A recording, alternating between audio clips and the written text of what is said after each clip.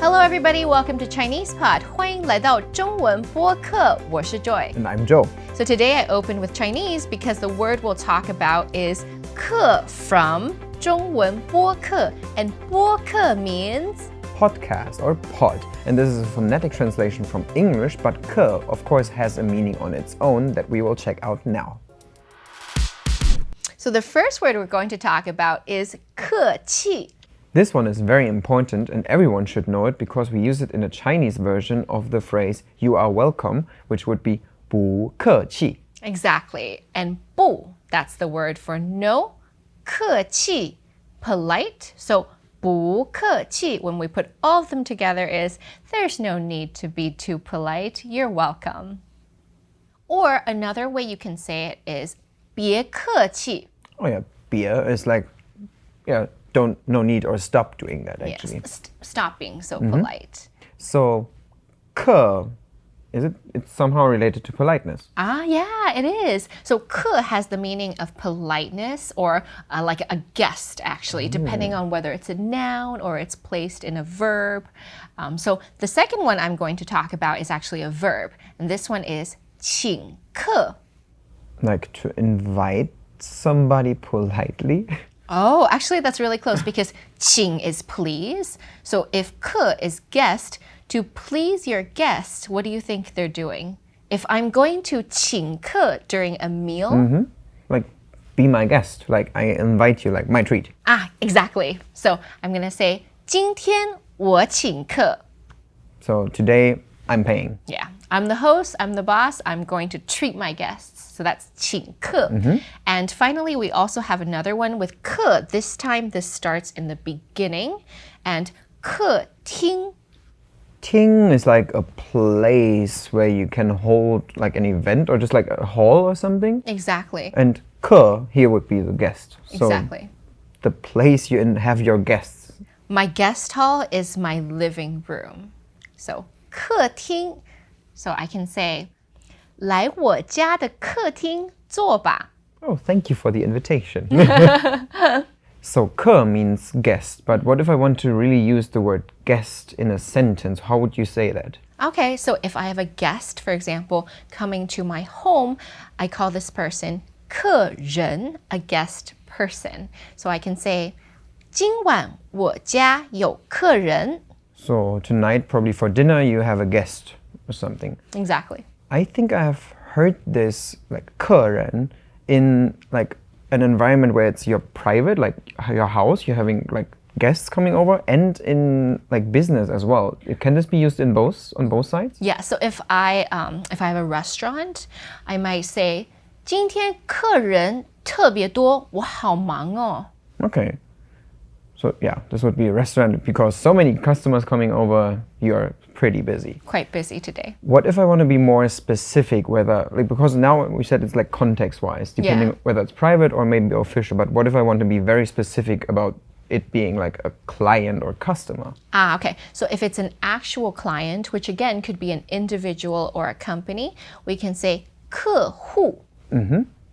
Kèhù.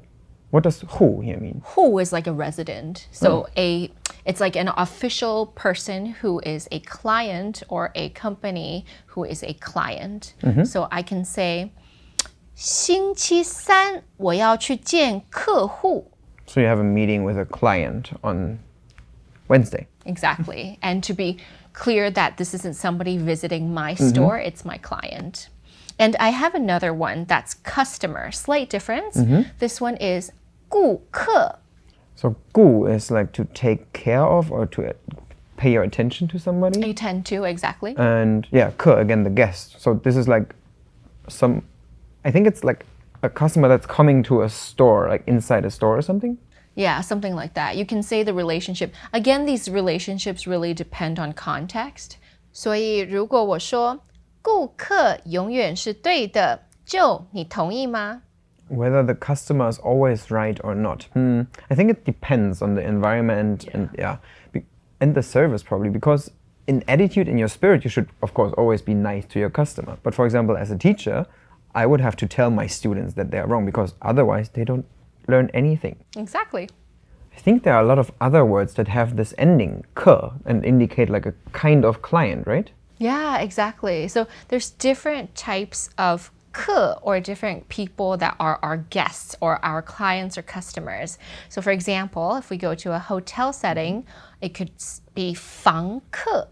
Okay, like the tenant or the person who rents a room in a hotel. Yeah, exactly. So 房客 can be used in a hotel setting, or if you're just talking about landlord-tenant relationship. So I can say 我的房客非常干净. Oh, like your tenants or the people who live in your hotel room are super clean. Exactly. So the second kind of person I'm going to talk about is 乘客. Cheng is to ride or take like some sort of transport. Ah, yes. So my ride guest is my passenger. So for instance, I can say 下车时请乘客记得刷卡. Okay, so once you get off the bus, like remember to swipe your card. Yeah, exactly. And I've got one more type of passenger or visitor for you. That's 观光客.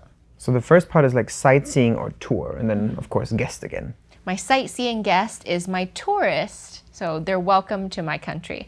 So I can say 观光客来北京一定要吃北京烤鸭. Ah, tourists in Beijing definitely have to go for roasted duck. Yeah. It's a must.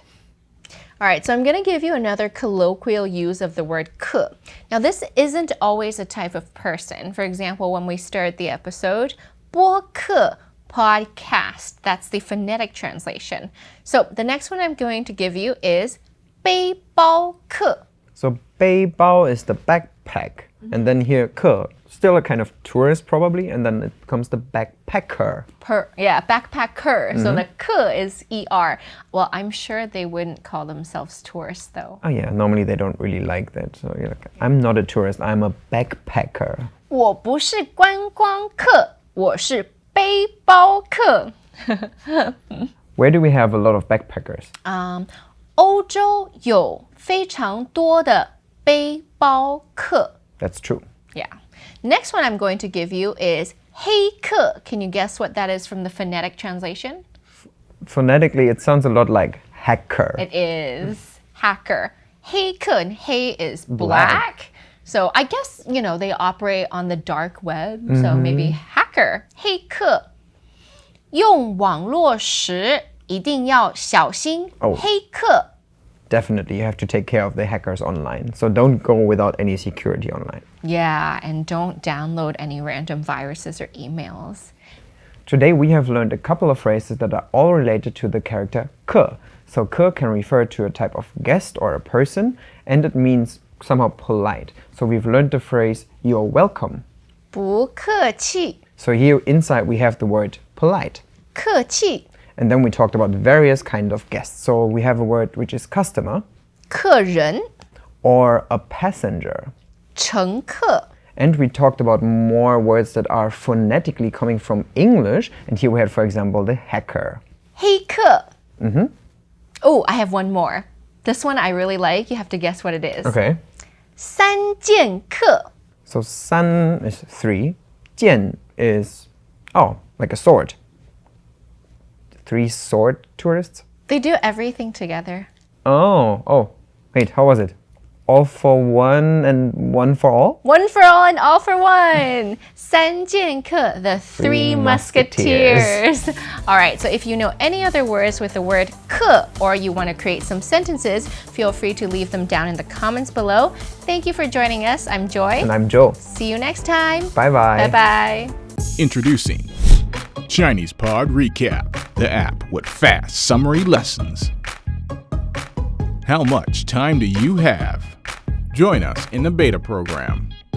For more info, go to ChinesePod.com/recap.